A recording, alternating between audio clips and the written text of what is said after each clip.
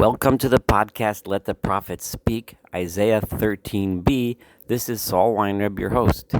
Today we continue with the prophecy regarding Babylon. We just read the missive that Isaiah gave to the people of Judah, that it would be their burden and responsibility to bring the message of God to Babylon, and that God stood poised to bring destruction to them if they didn't learn the error of their ways.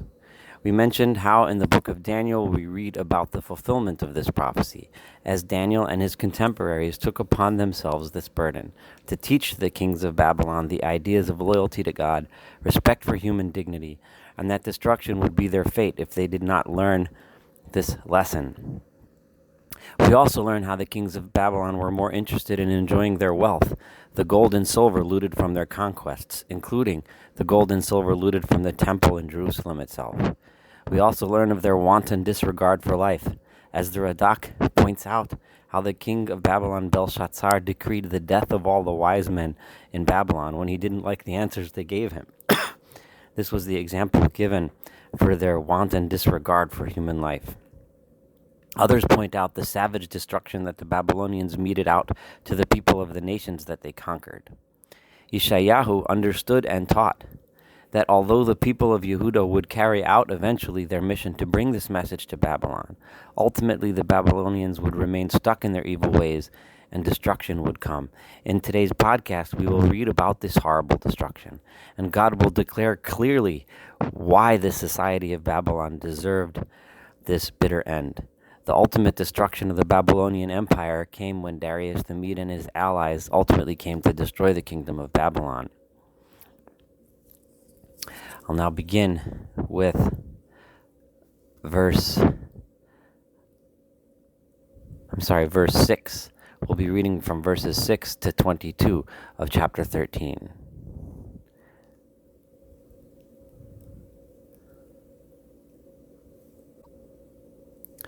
Hey Lilu, ki karov yom Adonai kishod mishadai yavo. Cry out and scream, because the day of God, it is close. It's like a tempest coming straight from God himself. Remember, in the last podcast, we learned of the nations of the world gathering outside Babylon and poised to attack. Al kain kol yadayim tirpen avachol vaven oshimas. All hands will grow limp. All of men's hearts shall sink. The people of Babylon are going to completely lose all hope and lose their motivation. V'nivhalu tzirim, the people of Babylon will be overcome by terror. They will v'chavolim yochezon, they will be seized by spasms of pain. Kayoleda yechilon, like a woman in labor, they will be overcome by fear. Every man will look in horror at each other, their faces lit up with fright. Behold, the day of God is coming. Finally, the day of justice. Achzori, it will be cruel. V'evra v'charon af, it will be with pitiless fury and wrath. To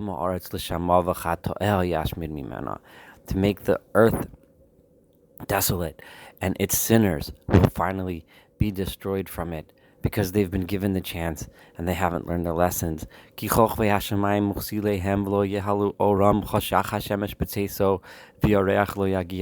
stars and the constellations of heaven, the very heavenly bodies, will no longer give light for Babylon.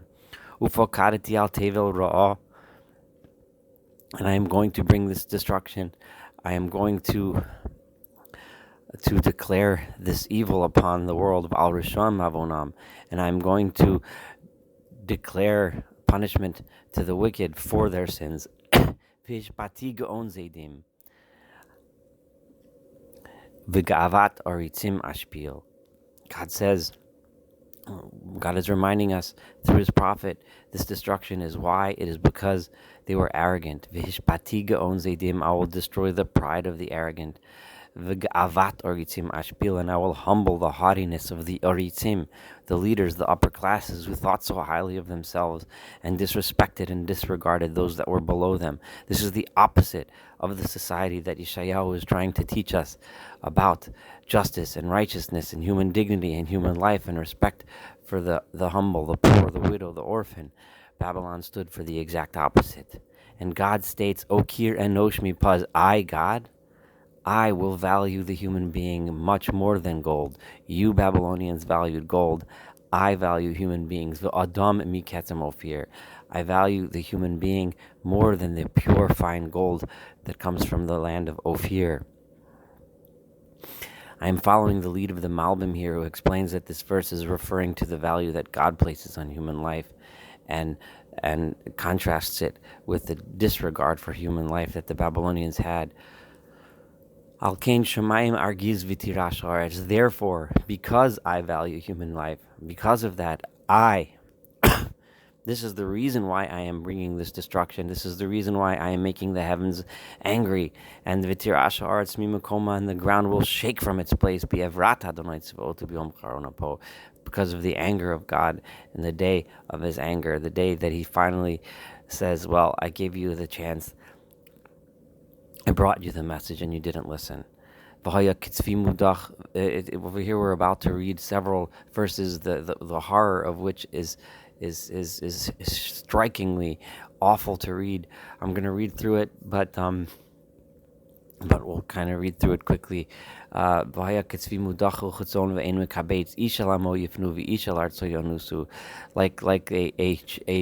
a deer that's being chased by a predator, like sheep that are running around aimlessly without a shepherd to gather them together and protect them. Each person, the people that are in Babylon, all of the captives or the slaves that were taken by Babylon, will start running back to their original nations. Everyone's running back because everyone's running from Babylon because of the horror that's going on. But everyone that's found in the area by the enemies that are attacking, they will be stabbed, pierced through with swords, and everyone who gets caught, of all the refugees running, will get fallen by the sword. Even their children will be destroyed in front of them.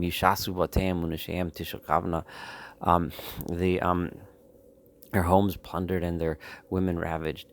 I am going to bring upon them Madai, the Medes, right? Asher kesef le'achshovu v'zav le'achbsubo.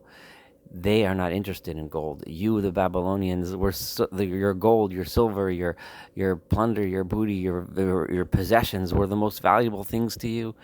The people coming against you, they don't care about the gold. You will not be able to buy your way out with ransom, with paying them off with wealth and riches. They are here for revenge. They are here out of anger. They are here because of the way you treated your enemies when you attacked. They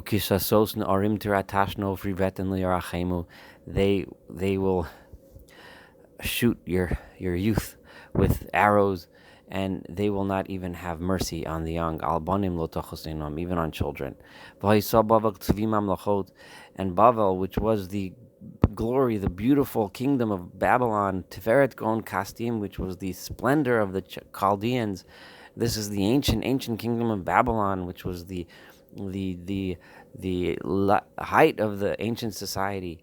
It'll end up being flipped over, turned upside down, overturned by God, just like He did to Sodom, and Amorah and Gomorrah.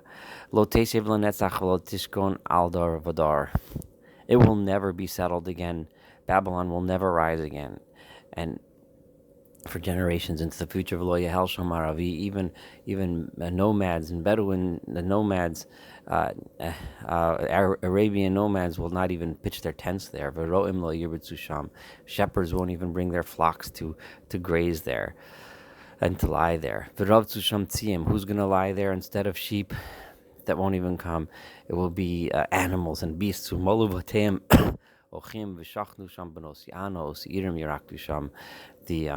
The Seirim, which usually means the demons that frequent desolate places, the Benotiana, the ostriches, will roam through the area The homes will be full of of owls and the kinds of birds that come to destroyed places. Va'ana'im bi'almanosov, and jackals will abide in what used to be their castles and what used to be their great buildings and fortresses.